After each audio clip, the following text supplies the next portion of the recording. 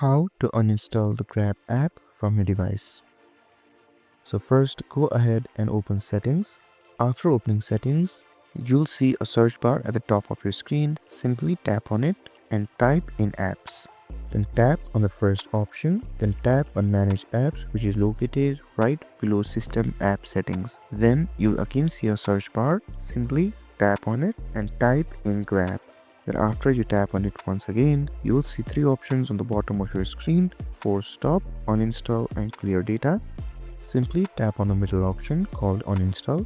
Then it will ask you to confirm if you want to uninstall the app. Simply tap on OK. And it is that easy. By following these simple steps, you can uninstall the Grab app from your device.